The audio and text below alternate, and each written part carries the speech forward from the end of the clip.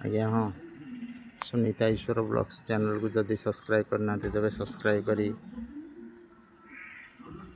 ଲକ୍ଷ୍ମୀ ପୂଜା ଉପଲକ୍ଷେ କଙ୍କଡ଼ାହାଡ଼ ଠାରେ କେଉଁ ଯାତ୍ରାପାର୍ଟି ନାଚିବ ତାର ଦେଖିବାର ସୁଯୋଗ ନିଅନ୍ତୁ।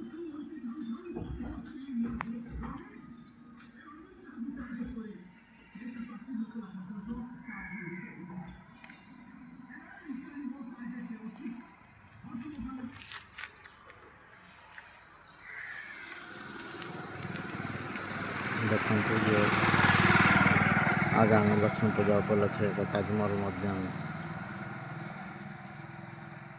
କାର୍ଯ୍ୟକାରୀ ହେବାର ଆରମ୍ଭ ହୋଇଯାଇଛି। ଭାଇ ଓ ଭଉଣୀମାନେ ଆପଣମାନେ ଦେଖନ୍ତୁ, ଇଏ ଆମର ଯାତ୍ରା ସମ୍ରାଟ ତୁଳସୀ ଗଣନାଟ୍ୟ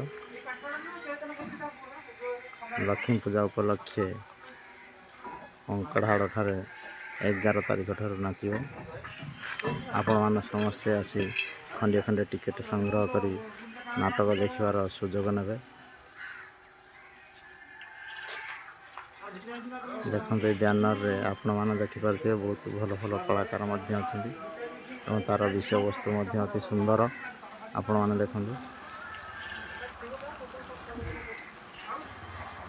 ଏ ବ୍ୟାନର ମଧ୍ୟ ଆପଣ ଦେଖନ୍ତୁ।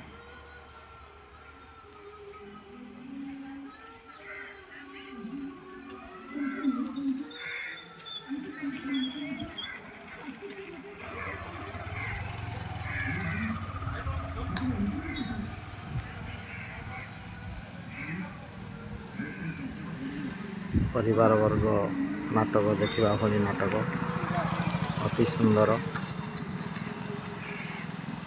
ଲକ୍ଷ୍ମୀ ପୂଜା ଉପଲକ୍ଷେ କଙ୍କଡ଼ାହାଡ଼ ଠାରେ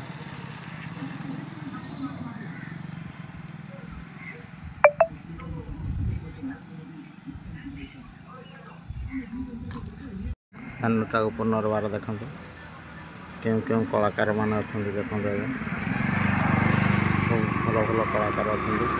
ଇଏ ହେଉଛି ଯାତ୍ରା ସମ୍ରାଟ ତୁଳସୀ ଗଣନାଟ୍ୟ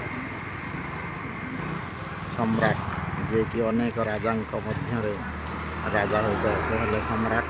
ତେଣୁକରି ଅନେକ ଯାତ୍ରାପାର୍ଟି ମଧ୍ୟରେ ଇଏ ଏକ ଯାତ୍ରା ସମ୍ରାଟ ତୁଳସୀ ଗଣନାଟ୍ୟ।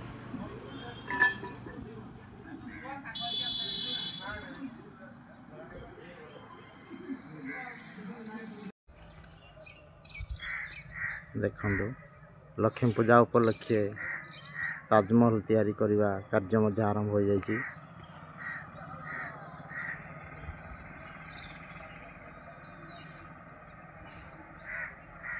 ଆପଣମାନେ ଦେଖିପାରୁଥିବେ, ଆମ ଭାଇମାନେ ଲାଗି ପଡ଼ିଛନ୍ତି ମଧ୍ୟ।